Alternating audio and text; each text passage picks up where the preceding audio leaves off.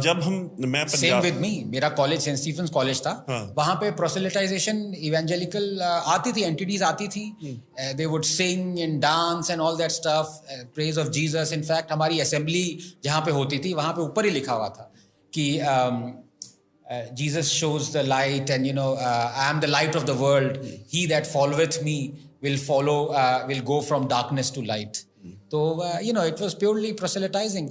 लेकिन जो हिंदू इंस्टीट्यूशन जो कुछ स्कूल्स खोले हुए हैं, जैसे श्री वेंकटेश्वरा कॉलेज खुला है, उसमें हिंदूज के लिए कोई रिजर्वेशन है? नहीं, कोई रिजर्वेशन नहीं है। सेंट स्टीफेंस कॉलेज में क्रिश्चियंस के लिए रिजर्वेशन है।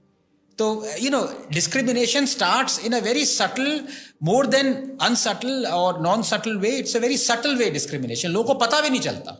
I can't get my head around this. मुझे ये समझ में नहीं आता कि कोई भी लार्ज कंट्री देखिए, वहाँ पे मेजॉरिटी पॉपुलेशन, क्या वो रेफ्यूजीज हैं उस कंट्री में? मतलब are Americans refugees in America? Are Brits refugees? मतलब कोई ऐसा क्या कोई ऐसी जगह है लंदन के आसपास जहाँ पे ब्रिटिशर्स सिटीजन्स आर रेफ्यूजीज? कोई भी कंट्री मुझे मेन कंट्री है बता दीजिए। तो हमारा देश में ऐसा क्यों है?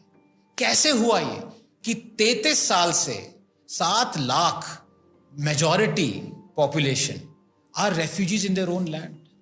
It is so bizarre. मेरी समझ में नहीं आता कि हमने ये पॉसिबल कैसे होने दिया।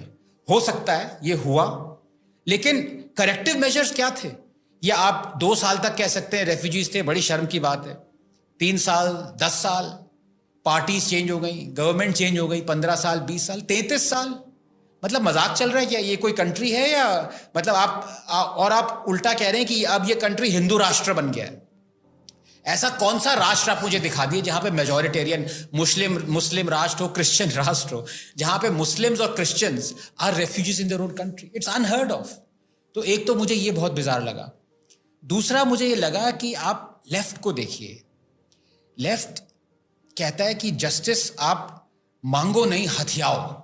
In fact I give the example of Arundhati Roy. उन्होंने ये माओइस्ट को कहा था कुशन कर, गांधीज विद गन्स। एक तरह से कुशन कर रहे हैं उनके क्राइम्स, इलीगैलिटीज। कह रहे हैं कि भाई देखो ये गांधीज हैं, लेकिन इनको गन्स उठानी पड़ी। कल को अगर मैं इन सब लेफ्टिस्ट से कहूं कि यार कश्मीरी हिंदूज को गन्स उठानी चाहिए, चुप हो जाएंगे एकदम। They will zip their mouths. क्यों भाई? Because they are Hindus. तो इतना ज्यादा I would say radical discrimination जिस कम्युनिटी के साथ हुआ है वो कश्मीरी हिंदूज के साथ हुआ है। और यही नहीं वैभव, सबसे पेनफुल बात यह है कि एक्चुअली पॉलिटिशियंस और पॉलिटिक्स से मेरा विश्वास एकदम उठ चुका है। 100% नहीं, 200%। जम्मू में भी हमने देखा था